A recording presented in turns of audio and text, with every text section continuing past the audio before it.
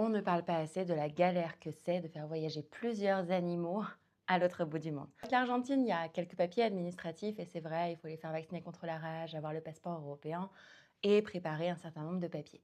Mais il n'y a pas de quarantaine, donc pour ça, c'est plutôt facilité. Au niveau de l'administration, c'est entre guillemets relativement tranquille. Par contre, c'est la complexité de les faire voyager par les compagnies aériennes notamment et pas que. Les compagnies aériennes, j'en ai fait plusieurs. J'ai essayé avec Air France, mais ils ne prenaient qu'un seul animal en soute. Or, moi, j'ai 3 animaux. Figurez-vous qu'il n'y a pas tant de compagnies et toutes, elles étaient sur le même truc, un seul animal en soute et par personne. Il y avait le choix de passer par l'Italie.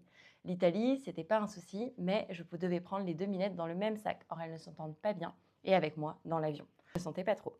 J'ai regardé Iberia qui part de l'Espagne. Iberia, ils acceptent, mais sous un certain poids. Et au-dessus d'un certain poids, ils n'acceptent plus. Donc, par exemple, Aiko ne rentre pas dans les préconisations d'Iberia parce qu'il faut 45 kg, cage comprise. Or, Aiko, il fait 35 kg.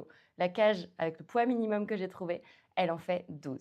C'est assez complexe de faire voyager ces animaux de façon sereine. Finalement, j'ai trouvé une compagnie qui accepte jusqu'à 5 animaux par personne. C'est une compagnie un peu charter. J'ai pu mettre mes animaux en soute pour un certain montant, vous l'imaginez.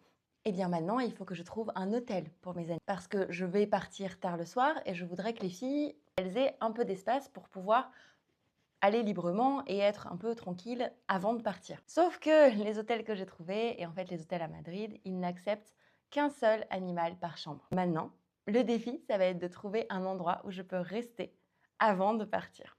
Ça demande vraiment une grande organisation. Et je trouve aussi que nos sociétés, elles sont vraiment pas amenées à nous faire voyager avec nos animaux.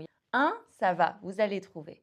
Mais quand vous en avez plusieurs, ça commence à être vraiment la galère. Si on est une amoureuse des animaux comme moi, eh ben c'est vrai que ça peut être vite long. Mon conseil, anticipez vraiment en avance. Prenez un problème après l'autre et vous allez y arriver. Ça demande un peu plus d'organisation, mais vous allez le faire.